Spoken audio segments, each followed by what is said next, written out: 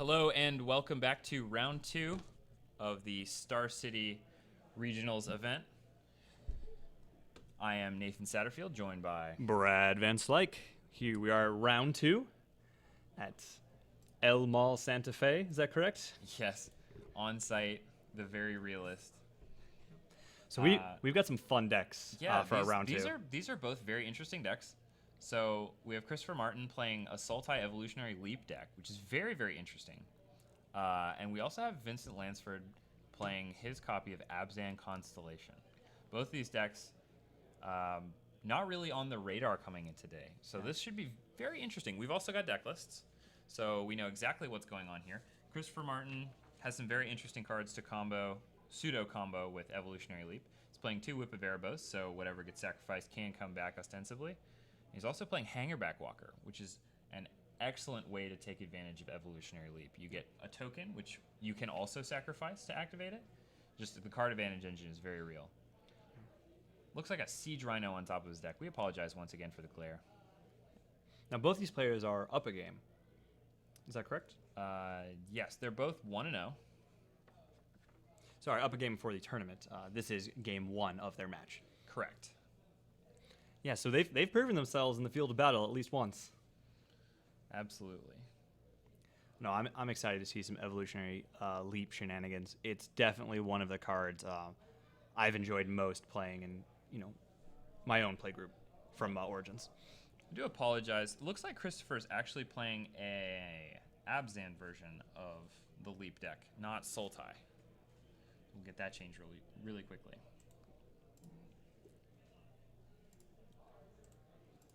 Quick start here for Christopher Martin with Caryatid into Courser. Which has been the go-to play since Theros came out. Yep, so Urborg off the top, giving both players access to black mana should they need it.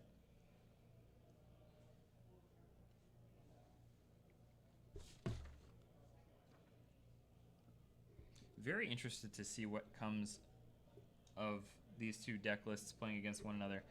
I'm not familiar with too much of the gameplay in these circumstances. I know Constellation has a lot of very powerful endgame spells, but the card advantage that the Evolutionary Leap could potentially give Christopher, and of course he's playing all these powerful cards, all the same, just like Siege Rhino and Courser, all those things he's got just right now. So let's get an updated life total check here.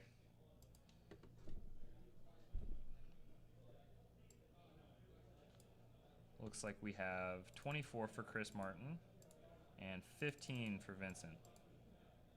Yeah, getting that life, of course, off of the Siege Rhino entering the battlefield and a landfall trigger for the Courser.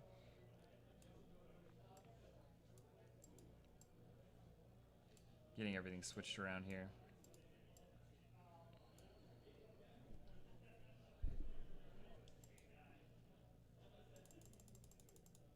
Vincent is actually 24, and Christopher here. Should have gone to 25 playing that Caves. 25.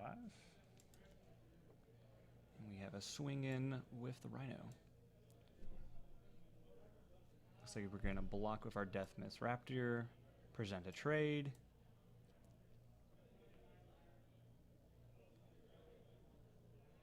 Seems a pretty good play.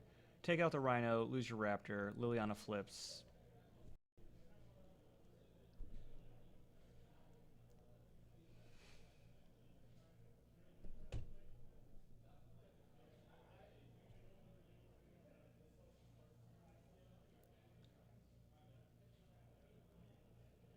Looks like a murderous cut here. Going to take out the Liliana before damage. Should trample over for 1.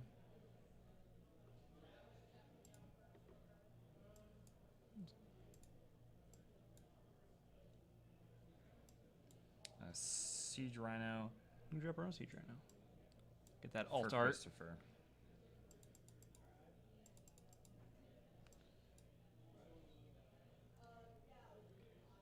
Yeah, that's updated 22-17 in favor of Vincent.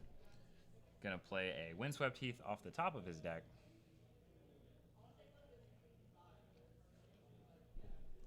gain him 1 life up to 23. I see several copies of land cards in Vincent's hand, but he does have several other things as well. I believe I saw a Whip of Erebos sneaking around the back of his hand. Yeah, he probably doesn't like that land on top of his deck, and he's going to fetch, shuffle his deck, get that away. He's got enough land in hand. Absolutely.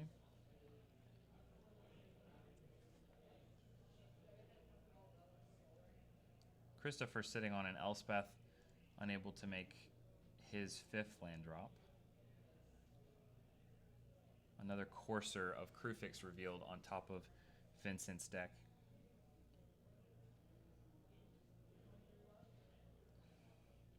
We see Hero's Downfall. Gonna take out the Siege Rhino. No and more then Rhino Siege and a Rhino of my own. Once again, trading Rhinos, these two players, back and forth. 26 to 14 and an attack for 2. So 26 to 12.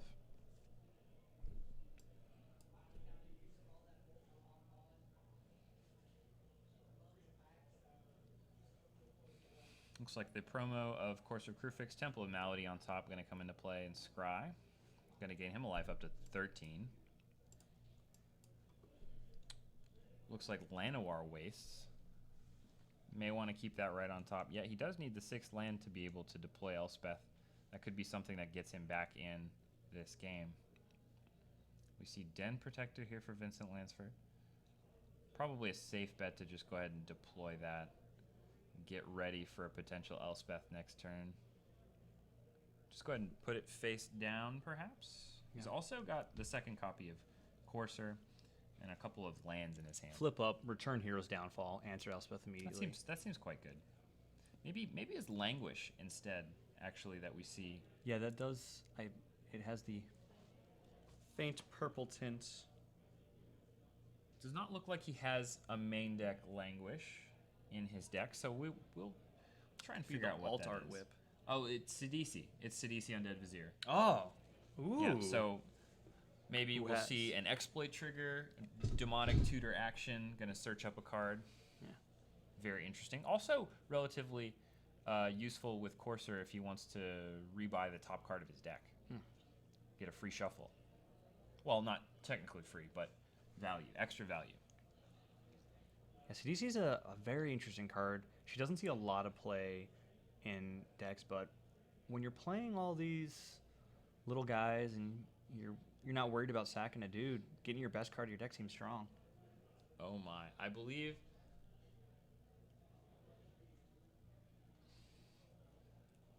can't quite tell what that card is on top of his deck.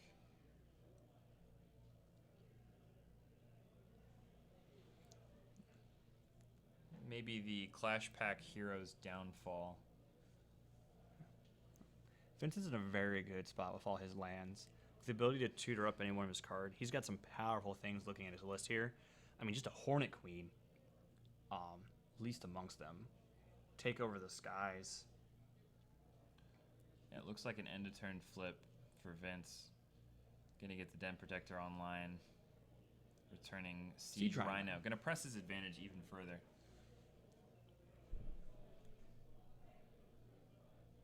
Looks like he's going to draw the forest for the turn. What is the top now? Sylvan Caryatid. An extra mana creature could become fodder for Sidisi.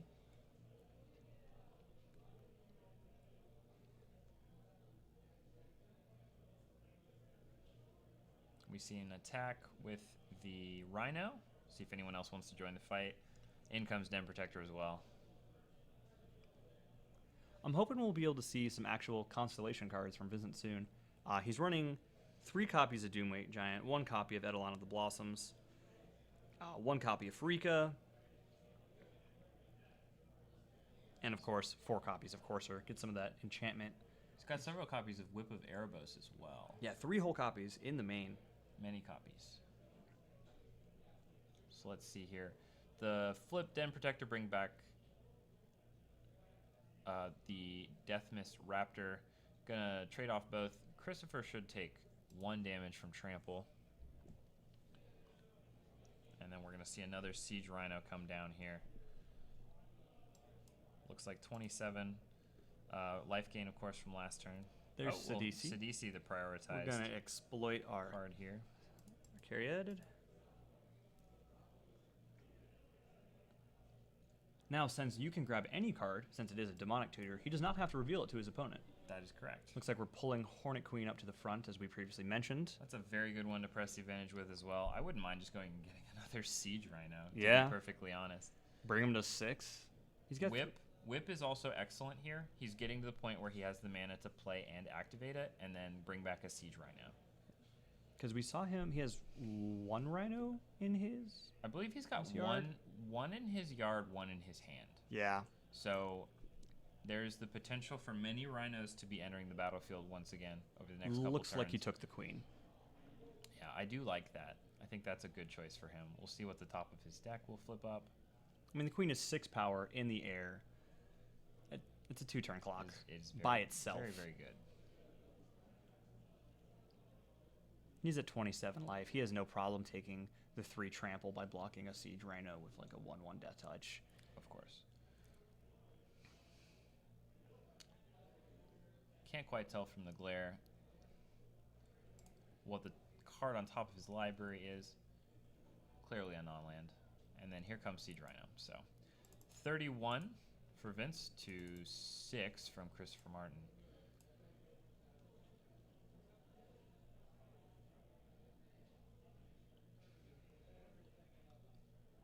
Oh, looks there's a like- leap. Yep, there's the evolutionary leap. The jig is up. I think at this point, It's one of those cards where if you're in the back foot, you kind of don't want to. If you know you're going to lose, do you try to hold some information back so your opponent doesn't know what to bring in against you in game 2? well, Or do you still think he's in this game enough where he's going to go full blast? He's pseudo-stabilized here with Elspeth. What he doesn't know is that Vince did tutor up the Hornet Queen, so as far as he's concerned, he's definitely still in this game. Okay. It's also perfectly reasonable for him to climb back in with he's got 2 copies of Languish. That is his 1 main deck Elspeth. So if he can protect that, maybe rip some more business right off the top. He's going to good. cast Whip, Yeah. whip back a Siege Rhino, swing in. Oh boy. This is probably good enough here. So that'll It's drop on gonna- the 3. So I believe we have 35 to 3 before blocks. And I believe Christopher has to block the Siege Rhino because if he does not, he's taking 4 and it's lethal. He goes to 1 if he blocks the Rhino. That's correct. And then Vince is going to gain another 6. Yep, there we go. There's the block. Vince is going to gain 6 up to 41. Christopher going to take 2 down to exactly 1.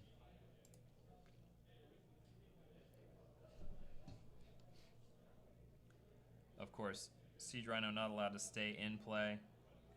Oh man. Does get exiled at the end Just step. think of the plays for whipping back Sidisi. I mean, he's at 1. He's going to go for the lethal swing either way. Leap plus. Leap and Elspeth. Elspeth makes several tokens. This could be a very interesting turn here. We'll see what comes off the top of the deck should he choose to activate. We got some soldier tokens. Yes.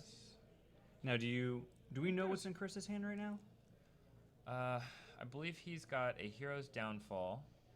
Can't quite tell. Looks like he has his own Whip of Erebos also in his hand. Not sure that that's going to do him a lot of good from this stage. He's going to Rhino. He is going to Siege Rhino. That's going to give him a little bit of breathing room. Now 4 to 38. The life totals.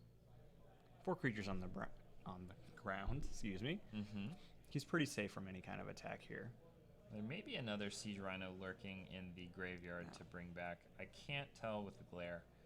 I do remember that he had another one. He's only whipped 1 back so far. Could see that come in and then an attack that should be lethal. Oh, excuse me. No, there's Siege Rhino, so no. The Siege Rhinos could just bounce off of each other, but this will bring him to 1. Life totals once again 1 and 41. 42 and 1. Life gain, of course, off the Courser Crucifix. We'll bounce and we'll chump. Mm-hmm. Hero's Downfall before damage. That's going to do it. Vince Lanceford going to take game 1. That trample, all 4 will go over. Creature was blocked, but since there's nothing there to stop it, all trample will make all that damage go through. Interestingly enough, Vince gets through this game without having to give away too much of what was in his deck. He just looked like a pretty basic Abzan deck with Whip of Erebos. Yeah. Not a whole lot of very interesting things. Doesn't really look like Constellation. The only thing he really revealed that's special about his deck was the Sidisi. Mm-hmm.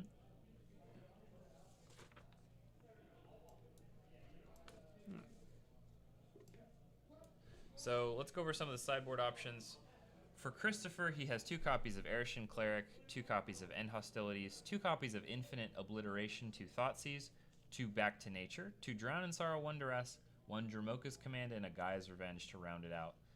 Probably looking for Back to Nature and Thoughtseize. He may want to bring in Duress. I could see an Infinite Obliteration coming in for the Siege Rhinos. Yeah. Usually that card has a very, very choice spot when you want to bring it in, but he's getting double value out of a lot of his cards. We saw him whipping back those Rhinos. Mm-hmm. So absolutely. Basically going from 4 copies to 8 copies of Rhino with that whip, I think merits the Obliteration. I agree. May also see Dramoka's Command coming in, allowing him to make his opponent sack an enchantment and perhaps a favorable fight with a Siege Rhino and a Courser Crewfix or something. Apt. What does Vince have in his sideboard? Yeah. So Vince has 3 Anaphens as the foremost, 3 Thoughtseizes, 2 Erishan Clerics, 1 Ultimate Price, 1 Hero's Downfall, 1 Elspeth Sun's Champion, 1 Ajani Mentor of Heroes, 1 Den Protector, 1 Dramoka's Command, and 1 Reclamation Sage. I'd like to point out the fist bump that just happened. These bros playing Abzan on screen now. Yeah. Abzan United. The Brotherhood. Looks like Chris is citing in Thoughtseize and Duress only. Not interested in any of those other options. Fist Pound over Kithkin and Lorwyn block, reminiscing the old days in Standard. Old days indeed. Mono white weenie old strategy. They are kind of like hobbits, if I remember correctly. You would not be incorrect. Yeah. I'm interested in this Ajani, the Mentor of Heroes, in Vincent's side. What kind of situations would you see yourself bringing that in against? The grindiest of situations. Yes, that's a card that you want to just grind out card advantage if it's going to be a resilient threat.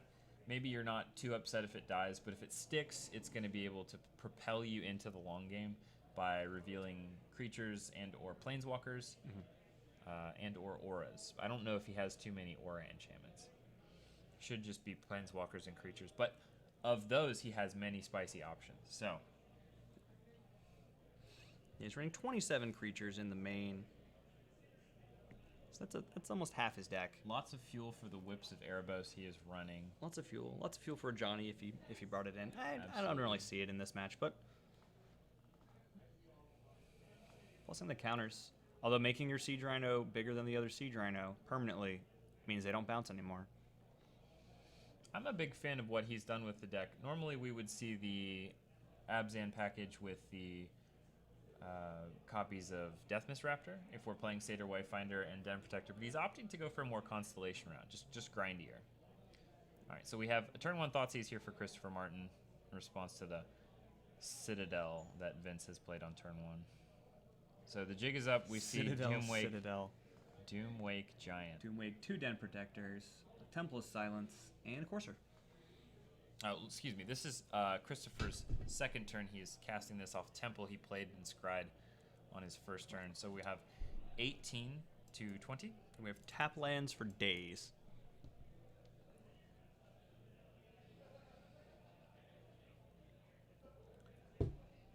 It looks like Vince cited in all of his planeswalkers. We're getting that word from our feature match. So in with Elspeth, in with the Ajani. Infinite Obliteration. Ah, very interesting. So that is coming as well. Let's see what has been named. Should be getting that very soon. He knows that there are 2 copies of Den Protector, so if he names those, he's just... Yep, that's an excellent play from Christopher. He set it up nicely with a Thoughtseize. Just gets more information, and now he gets to strip 2 cards out of Vince's hand. Also, a very valuable tool in this matchup is Den Protector. Not vital to Vince's deck because he's not all in on the Megamorph package, but it is going to be able to get him back a lot of those other cards that are troublesome. And now he just doesn't have to worry about it. One thing a lot of people forget about the Infiltration is it's not your opponent. If you cast on your opponent, they're not going through their deck. You are. So you get to see every card they're playing. You get to look through. As we mentioned before, we didn't see much of that Constellation in the first game, but now that's going to be apparent. He's going to see those multiple copies. He's going to see things like the Eidolons. And also exactly how Vince chose to sideboard. Yeah. He knows what cards is coming maybe against him, and he knows how now he has his information to play around that he just normally wouldn't have. Looks like we're going to see Corsair here from Vince and a Johnny Mentor of Heroes right on top. Very exciting. It's going to be able to recoup some of that lost card advantage from the Infinite Obliteration. A Scry for Christopher Martin going to the bottom. Yeah, it does cost 5 mana, so he will not be able to deploy it immediately, but he does have the lands at his disposal, I believe. So a Morph here for Christopher Martin. Another copy of Sandstep Citadel in hand, and I believe a Temple. So he'd like one of his next 2 lands to come into play untapped. It's going to gain him another life up to 21. If he can get top of the deck untapped land, he can have his Ajani next turn. Not a whole lot of pressure coming down to threaten it from Christopher. Let's see what he does this turn. Windswept Heath was the draw. Is that a second copy of... Oh, no. Gonna crack that. Land. Go to 17. Now he can just main phase, flip up Den Protector, get back Infinite, go again. Strip out all the rhinos before we've even had a chance to see one. Unlike similar cards like Surgical Extraction, this doesn't require a target. You don't have to have a copy in the graveyard. You just go. Mm-hmm. It's like an attack, gonna put him down to 19.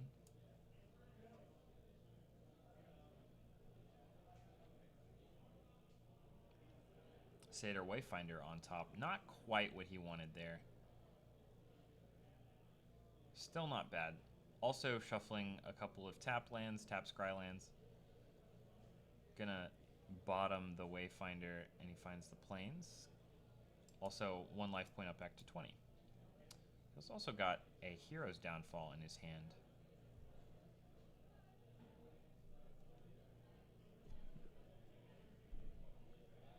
Attack with no response, 13 to 20.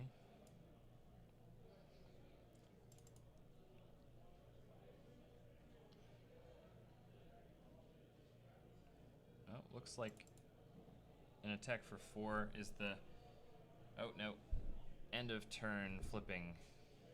And then there's the attack for 4. Ah, Death Mist. Yeah, just flipping the Death Mist. Make sure he has some pressure here. Life total 16 to 13. There's a Scry land, gonna stay on top.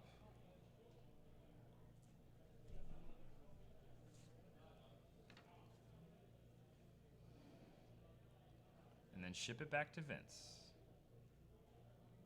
And here comes that Ajani. We see Abzan Charm on top.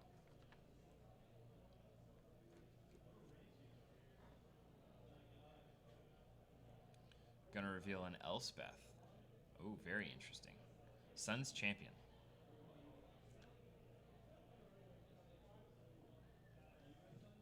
I mean, that's why he started those in there. Dig to that Elspeth even faster. Absolutely.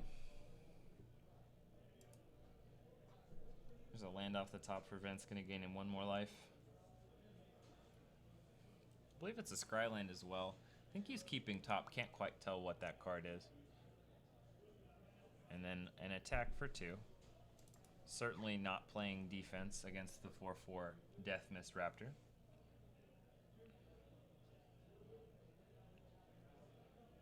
Because Johnny's out of kill range. He's safe to attack in here, and with the death touch down, you might as well just swing in. Oh, we're gonna see a Hero's Downfall. There's the Hero's Downfall. Those alternate arts always get us. Mentor of Heroes. Still a hero. He did his job, found another Planeswalker. I think that was plenty serviceable. Christopher's also going to have to fight through the Elspeth next turn, which will become very difficult to do.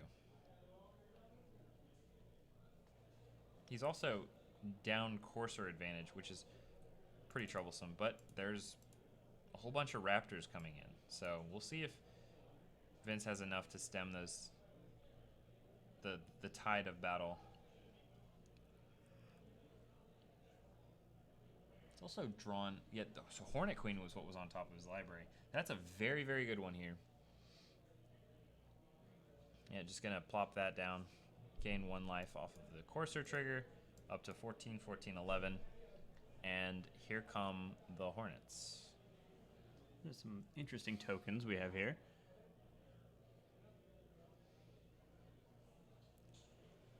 Ones with Death Touch. And flying. And flying, lest we forget. Looks like Abzan Charm himself end of turn. Yeah. Aside from the tokens off of the Hangerback Walker, Christopher has no way to block flying.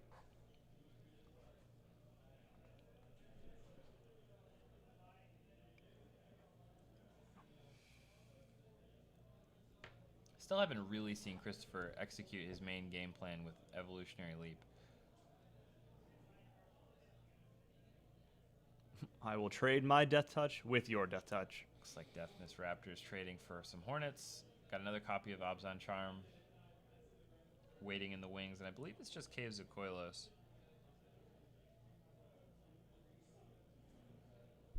Looks like we're drawing 2 more cards, down to 7 life. Sign and Blood myself. Absolutely. Probably digging for a copy of Languish if they're still in the deck. Looks like Nissa. Don't believe he's played a land for turn.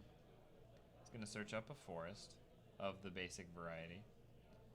If he does have the land drop available to him, that'll be able to flip and potentially either draw him a card Or off the gets plus or make a Shaya, the Awakened World. Awoken World, yes. 4/4 legendary elemental. Very excited to see that card come down here. Looks like he has already played his land, just going to pass it back. Forest right on top. Satyr Wayfinder is the draw for Vince.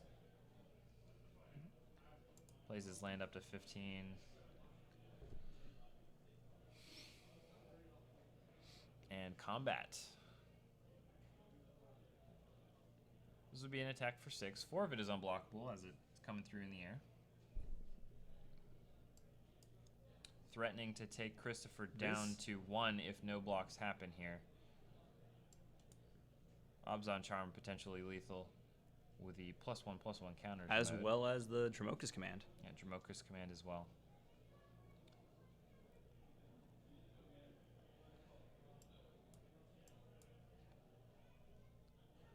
I do think if we saw Dromoka's Command, it would have been played pre-combat. Mm-hmm.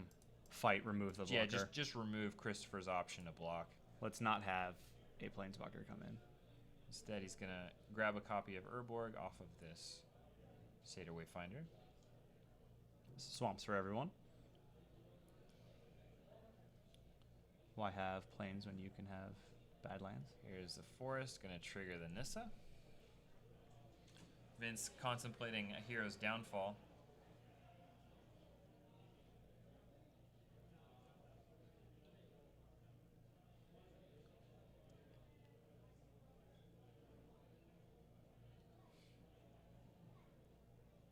And there's the extension of the hand. That's going to do it. Vince wins our round 2 feature match 2 games to 0 with Abzan pseudo Constellation. Constellation-ish? He's got a minor sub-theme in his deck. I would say it's very similar to I think the mid-range Doomwake Abzan. Giants may have come out, or some of them may have come out. They don't really hit. There's no small amounts. I don't think he ever saw Christopher's Hangerback Walkers. Even if he's dropping 2 enchantments a turn, he's not really answering anything in that Abzan deck. Like, maybe you'll get lucky and you'll take out a Nissa or a Morph before it flips. But after that, you got your Raptors at 3 toughness, Liliana's at 3 toughness, Siege Rhino's way out of range. Absolutely. So we getting word that our other feature match, the backup one, has already ended. Ah, So this is all the magic that you're going to mono get to red. see. Let me guess. Not sure. Not We'll- sure. We'll get some word, but it did end before this one. So that's all the magic we're going to see for round 2. So we're going to sign off Nathan Satterfield. And Brad Vincent, We'll see you next round from the Star City Regionals tournament. hosted by the Wasteland. Wasteland Gaming.